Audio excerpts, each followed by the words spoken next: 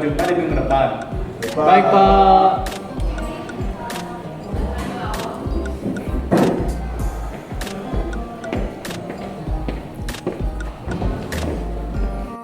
Waduh, mata kuliah kali ini matanya lumayan pusing nih. Kayaknya mumpung lagi sehat, perlu tidur dulu biar otaknya cooling down. Tidur dulu deh.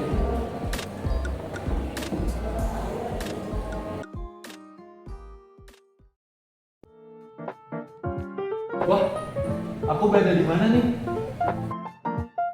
Hai Gias, kami adalah alter ego kamu. Wah, aku mempunyai alter ego.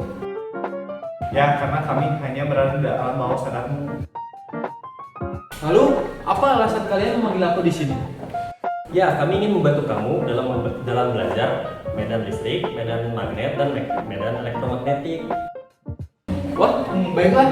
Tolong ajari aku tentang medan listrik, medan magnet, dan hubungan keduanya agar aku paham. Baik, aku akan jelaskan dari medan listrik terlebih dahulu ya. Setiap zat atau materi dalam semesta tersusun atas atom. Atom terdiri dari muatan positif yang disebut proton, muatan negatif yang disebut elektron, dan muatan netral yang disebut neutron. Perbandingan jumlah proton dan elektron suatu materi dapat menyebabkan muatan besar dan dasar dari materi itu bermuatan positif atau negatif. Muatan dasar benda yang dapat menyebabkan gaya pada muatan lain atau muatan itu sendiri disebut dengan muatan listrik. Muatan dasar benda yang dapat menyebabkan gaya pada muatan lain atau muatan itu sendiri disebut dengan muatan listrik. Dua benda yang memiliki muatan dapat memiliki gaya tarik-menarik atau tolak-menarik yang disebut gaya listrik. Daerah atau wilayah di sekitar muatan listrik yang masih dipengaruhi oleh gaya listrik disebut juga dengan medan listrik.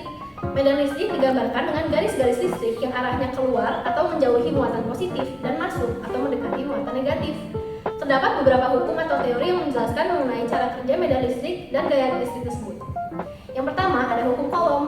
Menurut hukum Coulomb, jika dua atau lebih benda bermuatan berlawanan positif negatif atau negatif positif, maka benda akan tarik menarik. Jika muatan sama positif positif atau negatif negatif, maka keduanya akan tolak menolak. Hukum Coulomb juga dapat dirumuskan untuk menyelesaikan beberapa perhitungan dalam medan listrik. Yang pertama adalah untuk menghitung kuat medan listrik. Besar medan listrik dari sebuah benda bermuatan listrik dinamakan kuat medan listrik. Kuat medan listrik dipengaruhi oleh beberapa hal, yaitu gaya Coulomb atau gaya tarik menarik dan tolak menolak, dan muatan listrik, sehingga rumusnya adalah E sama dengan F per Q. Dengan E adalah kuat medan listrik, F adalah gaya Coulomb, dan Q adalah besar muatan. Lalu selanjutnya ada besar gaya Coulomb atau gaya listrik. Sementara F atau gaya Coulomb sendiri juga dipengaruhi oleh beberapa hal, yaitu muatan listrik dan jarak antara kedua muatan. Jika dirumuskan adalah sebagai berikut. F adalah K sama dengan Q1 kali Q2 per L kuadrat. F sama dengan gaya Coulomb, Q1 sama dengan besar muatan sumber, dan Q2 sama dengan besar muatan uji. R merupakan jarak kedua muatan, dan K adalah konstanta. Berdasarkan rumus tersebut, rumus E atau kuat medan listrik juga dapat didefinisikan sebagai E sama dengan F sama dengan K Q R kuadrat. Dengan F adalah gaya Coulomb, Q adalah besar muatan sumber, R adalah jarak kedua muatan, dan K adalah konstanta. Jika kedua muatan listrik dianggap sebagai besaran vektor dengan arah besaran tertentu, rumus tersebut dapat dikembangkan menjadi jika terdapat dua muatan dengan arah tertentu, maka F sama dengan K dikali Q1 dikali Q2 per R kuadrat dan vektor satuan dari R. Sementara konstanta sendiri adalah 1 per 4 pi epsilon. Dengan epsilonnya merupakan epsilon dari ruang hampa dan epsilon dari muatan tersebut. Ini merupakan keterangan lebih lanjut dari rumus tersebut. Adapun untuk menghitung kuat medan atau intensitas medan listrik adalah E sama dengan K dikali Q per R kuadrat dikali vektor dari R. Yang kedua ada hukum Gauss. Hukum Gauss adalah sebuah hukum yang menyatakan bahwa jumlah garis medan yang melewati sebuah permukaan sebanding dengan jumlah muatan yang berada di permukaannya. Hukum Gauss yang menghubungkan antara medan listrik yang ada pada permukaan tertutup dengan muatan total yang berada di dalam permukaan tersebut. Hukum Gauss yaitu hukum yang digunakan untuk menghitung jumlah besaran sebuah flux listrik melewati sebuah bidang. Hukum ini dapat didefinisikan sebagai flux listrik sama dengan Q per epsilon 0. Dalam vektor, kerapatan flux listrik juga dapat didefinisikan sebagai D sama dengan epsilon E. Lalu, garis medan atau gaya listrik tersebut memiliki beberapa sifat. Yang pertama, garis gaya listrik muatan positif selalu mengarah keluar muatan negatif dan muatan negatif ke dalam. Yang kedua, muatan berlawanan tarik-menarik dan Garis gaya listrik tidak pernah saling berpotongan. Arah medan listrik dapat direpresentasikan dengan besaran vektor yang disebut dengan garis gaya listrik.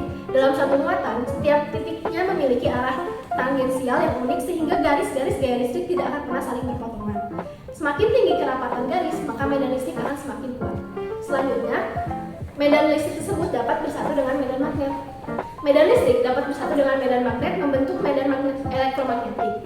Garis-garis gaya listrik akan terlalu tegak lurus dengan garis-garis gaya magnet membentuk gelombang elektromagnetik dengan arah berdasarkan kaidah tangan kanan. Ya, aku sudah paham. Karena kamu sudah paham, sekarang aku berikan soal ya. Baiklah, aku akan mengerjakannya. Soalnya adalah diketahui muatan listrik Q1 sama dengan 9 NC diletakkan di pusat koordinat.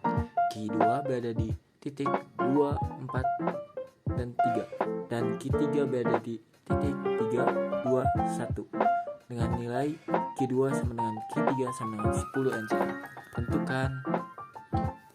Yang pertama, gaya listrik yang terjadi pada Q3 akibat Q1. Yang kedua, vektor medan listrik pada Q3 akibat Q1 dan Q2. Yang ketiga, vektor kerapatan flux Q3 akibat Q1 dan Q2. Soalnya agak sulit nih. Tapi kita coba aja deh.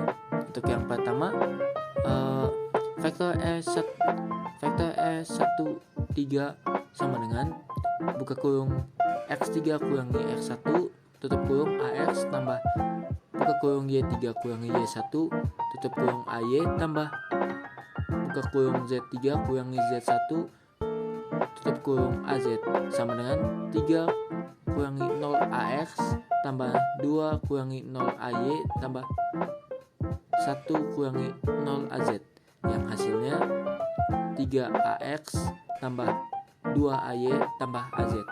Lalu untuk mutlak vektor E13 sama dengan akar X3 kurangi X1 pangkat 2 tambah Y3 kurangi Y1 pangkat 2 tambah Z3 kurangi Z1 pangkat 2 sama dengan akar 3 pangkat 2 tambah 2 pangkat 2 tambah 1 pangkat 2 yang hasilnya 9 akar 9 tambah 4 tambah 1 sama dengan akar 14 yang hasilnya 3,74. Dan untuk vektor E sama dengan E13 sama dengan vektor E13 dibagi mutlak vektor E13 sama dengan 3AX tambah 2AY tambah AZ per 3,74 sama dengan 0,8AX tambah 0,53AY tambah 0,26 AZ. Untuk F vektornya sama dengan K dikali Q1 kali Q2 per E13 pangkat 2 dikali A E13 sama dengan 9 kali 10 pangkat 9 dikali 9 kali 10 min akad min angka pangkat min 9 dikali 10 kali 10 pangkat min 9 dibagi 3,74 pangkat 2 sama dengan dikali 0,8 AX tambah 0,53 AY tambah 0,26 AZ yang hasilnya 57,9 buka kurung 0,8 AX tambah 0,53 AY tambah 0,26 AZ dikali 10 pangkat min 9 sama dengan 46,32 AX tambah 30,68 AY tambah 15,505 AZ nano. Itu yang untuk yang A. Dan untuk yang B, vektor medan listrik pada Q3 akibat Q1 dan Q2. E vektor 2, 3 sama dengan X3 kurangi X2 AX tambah Y3 kurangi Y2 AY tambah Z3 kurangi Z2 AZ sama dengan 3 kali 2 AX tambah 2 kurangi 4 AY tambah 1 kurangi 3 AZ sama dengan AX kurangi 2 AY kurangi 2 AZ. Mutlak vektor E23 sama dengan E23 sama dengan AK X3 kurangi X2 pangkat 2 tambah Y3 kurangi Y2 pangkat 2 tambah Z3 kurangi Z2 pangkat 2 sama dengan AK 1 pangkat 2 tambah negatif 2 pangkat 2 tambah kurangi 2 min 2 pangkat 2 sama dengan AK 1 tambah 4 tambah 4 yang hasilnya AK 9 yang sama dengan 3. Untuk vektor E sama dengan A vektor E23 sama dengan vektor E23 dibagi mutlak vektor E23 sama dengan AX kurangi 2AY kurangi 2AZ dibagi 3 sama dengan 0,33 AX kurangi 0,66 AY dikurangi 0,66 AZ. Untuk vektor E sama dengan untuk vektor E yaitu vektor E13 sama dengan K dikali Q3 per E2 E13 pangkat 2 dikali A13 sama dengan 9 kali 10 pangkat 9 dikali 10 kali 10 pangkat negatif 9 per 3,74 pangkat 2 dikali 0,8 AX tambah 0,53 AY tambah 0,26 AZ sama dengan 6,43 kali 0,8 AX tambah 0,53 AY tambah 0,26 AZ sama dengan 5,14 AX tambah 3,4 AY tambah 1,6 AZ.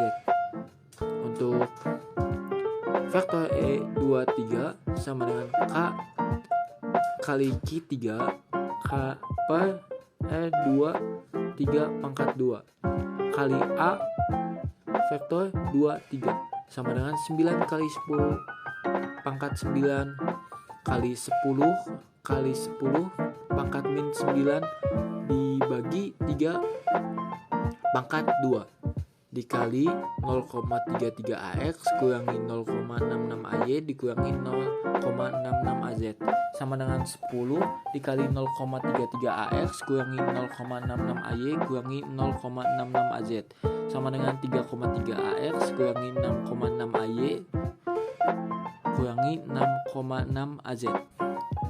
Untuk ET atau epsilon T sama dengan vektor E13 tambah vektor E23 sama dengan 5,14 AX tambah 3,4 AY tambah 1,6 AZ tambah 3,3 AX kurangi 6,6 AY kurangi 6,6 AZ sama dengan 5,14 AX tambah 3,3 AX tambah 3,4 AY kurangi 6,6 AY tambah 1,6 AZ kurangi 6,6 AZ sama dengan 8,44 AX kurangi 3,2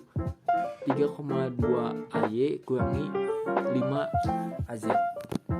Dan untuk yang C, pertanyaan faktor kerapatan flux Q3 akibat Q1 dan Q2. Untuk faktor D sama dengan epsilon 0 dikali epsilon 1 dikali vektor E T sama dengan 1/36 pi kali 10 pangkat min 9 kali 8,44 AX kurangi 3,2 AY kurangi 5 AZ sama dengan 8,84 kali buka kurung 8,44 AZ kurangi 3,2 AY kurangi 5 AZ tutup kurung kali 10 pangkat min 12 sama dengan hasil akhirnya adalah 74,6 AX kurangi 28,2 AY kurangi 44,2 AZ Pico. Terima kasih. kamu sudah paham, maka aku akan menjelaskan tentang medan magnet. Magnet adalah suatu benda yang mampu menarik objek atau benda tertentu. Magnet dapat menarik besi, baja, dan logam lainnya karena memiliki medan magnet. Magnet memiliki dua ujung berlawanan yang disebut dengan kutub magnet. Dua kutub magnet yang berlawanan ini bernama kutub utara dan kutub selatan. Gaya tarik magnet yang terbesar terletak pada kedua kutubnya. Jika dua magnet dengan kutub yang sama didekatkan, maka magnet tersebut akan terus menolak. Sementara, jika kedua kutub yang berbeda didekatkan, maka akan tarik-menarik. Konsep tersebut sama dengan muatan listrik positif dan negatif pada hukum Coulomb. Sementara itu, medan magnet adalah daerah di sekitar magnet yang dipengaruhi oleh gaya magnet. Sebuah magnet dapat mempengaruhi pergerakan logam melalui medium perantara yang disebut medan magnet. Medan magnet dapat dipengaruhi oleh garis gaya magnet, yaitu dari utara ke selatan magnet. Gaya magnet dapat digambarkan dengan garis-garis gaya magnet. Medan magnet dapat berasal dari gerakan partikel-partikel bermuatan listrik yang dapat berupa elektron, proton, ion dalam sebuah benda. Ketika partikel-partikel ini bergerak, mereka menghasilkan medan magnet, sehingga menciptakan gaya tarik atau tolak pada benda lain yang memiliki sifat magnet. Peristiwa arus listrik yang mempengaruhi medan magnet terjadi karena putaran mekanika kuantum dari suatu partikel yang membentuk medan magnet di mana putaran tersebut dipengaruhi oleh dirinya sendiri. Garis gaya magnet adalah arah medan magnet yang berupa garis-garis yang menghubungkan kutub-kutub magnet. Kedua, garis-garis gaya magnet selalu berawal dari kutub utara magnet dan masuk ke kutub selatan magnet. Yang ketiga, garis-garis gaya magnet tidak pernah saling berpotongan. Yang keempat, medan magnet kuat ditunjukkan oleh garis-garis gaya magnet yang rapat dan medan magnet lemah ditunjukkan oleh garis-garis gaya magnet yang renggang. Kelima, jika dua kutub yang tidak sejenis saling berhadapan, akan diperoleh garis-garis gaya magnet yang saling berhubungan. Lalu yang terakhir, selain dari magnet, sebuah magnet dihasilkan dari arus listrik searah yang menghasilkan medan magnet di daerah sekitarnya. Sifat-sifat dari medan magnet mirip dengan medan listrik karena keduanya saling berhubungan dan dapat saling mempengaruhi. Hukum-hukum medan magnet. Hukum Ørsted. Hans Christian Ørsted berhasil menemukan bahwa arus listrik dalam kawat dapat menggunakan jam kompas bermagnet. Hal ini membuktikan bahwa medan magnet dan medan listrik saling berhubungan di mana arus listrik akan menentukan arah medan magnetnya. Selanjutnya ada hukum Biot-Savart. Secara sederhana, hukum ini menyatakan hubungan antara arus listrik yang mengalir pada suatu lintasan dengan medan magnet yang muncul di sekitar lintasan tersebut. Secara matematis, hukum Biot-Savart dapat ditulis dengan persamaan sebagai berikut. dB sama dengan K dikali IDL sin theta per R kuadrat sama dengan mu0 per pi per 4 pi dikali IDL sin theta per R kuadrat. K sama dengan mu0 per 4 pi, di mana dB sama dengan kuat medan magnetik, I kuat arus listrik, L panjang elemen kawat pengantar, R sebagai jarak antara titik terhadap kawat, mu0 permeabilitas ruang hampa udara. Selanjutnya ada Gauss-Ampere. Berdasarkan hukum-hukum tersebut didapatkan juga rumus-rumus sebagai berikut. Rumus medan magnet. Rumus besar medan magnet B sama dengan mu0 I per 2 pi R, di mana B sebagai besar medan magnet, mu0 sebagai konstanta permeabilitas, I sebagai arus listrik, R sama dengan jarak dari kabel. Selanjutnya ada rumus besar arus listrik, di mana I sama dengan B 2 pi R per mu0, di mana B sama dengan besar medan magnet, mu0 sebagai konstanta permeabilitas, I sebagai arus listrik, dan R sebagai jarak dari kabel.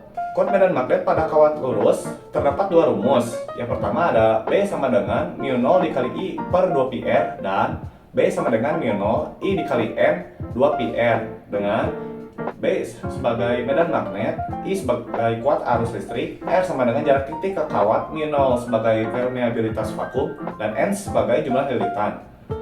Kuat medan magnet pada kawat melingkar solenoida memiliki dua rumus, yaitu B sama dengan mu0 dikali I per 2R, dan B sama dengan mu0 dikali I kali N per 2R, dengan B sebagai medan magnet, I sebagai kuat arus listrik, dan R sebagai jarak titik ke kawat, mu0 sebagai permeabilitas vakum, dan N sebagai jumlah lilitan.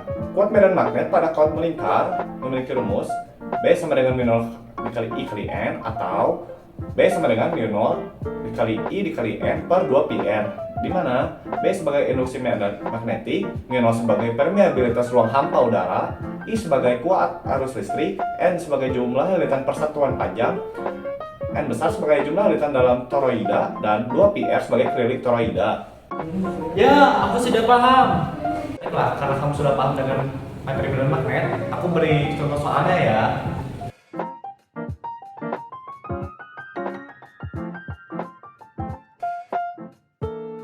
Selanjutnya ada contoh soal medan magnet pada kawat lurus. Untuk soalnya diketahui sebuah kawat lurus panjang dialiri arus sebesar 4 ampere. Coba hitung berapa sih besar gaya medan magnet yang berjarak 4 cm dari kawat tersebut. Untuk permeabilitas vakumnya 4 kali 10 pangkat min 7 Wb per AM. Mari kita bahas. Kita gunakan rumus medan magnet kawat lurus di atas, yaitu medan magnet sama dengan 4 pi kali 10 pangkat min 7 kali 4 per 2 pi kali 4 kali 10 min 10 pangkat min 2. Nah, selanjutnya medan magnet sama dengan 16 pi kali 10 pangkat min 7 per 8 pi kali 10 pangkat min 2, yang hasilnya 2 kali 10 pangkat min 5. Cukup.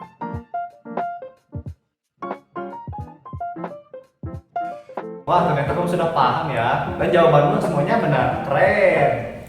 Karena kamu sudah paham tentang medan listrik dan medan magnet, aku akan menjelaskan tentang relasi antara keduanya ya. Medan elektromagnetik mengacu pada medan fisik yang dihasilkan oleh benda bermuatan listrik yang bergerak.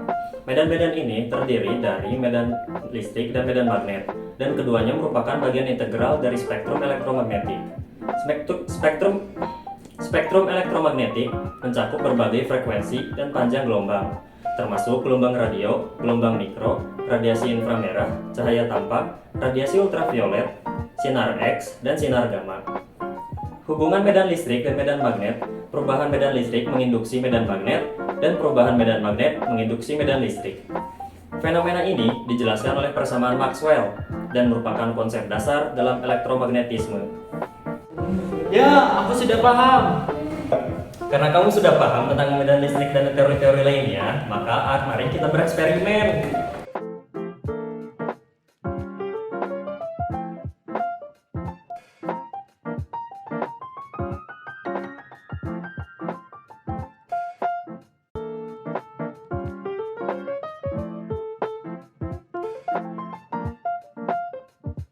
Wah, keren sekali eksperimennya. Bagaimana Anda bisa melakukannya? Di sini kita eksperimen yaitu motor listrik. Di sini dengan bahan-bahannya yaitu baterai, magnet, dan kawat tembaga dengan melibatkan prinsip induksi elektromagnetik. Baterai sebagai sumber daya listrik dan kawat tembaga digunakan sebagai kumparan dan magnet untuk menciptakan medan magnetnya. Jadi pada saat arus listrik mengalir melalui kawat tembaga, itu akan menciptakan gaya pada kawat yang berinteraksi dengan medan magnet, menyebabkan gerakan putaran. Wah, ternyata begitu ya. Terima kasih. Baiklah, karena kamu sudah memahami semua materinya, sekarang kita akan mengirimkan kamu kembali ke dunia nyata. Semoga bermanfaat ya. Baiklah, terima kasih Pak Alego. Dadah. Sama-sama, sampai jumpa lagi. Sama, sampai jumpa lagi. Sama-sama, sampai jumpa lagi.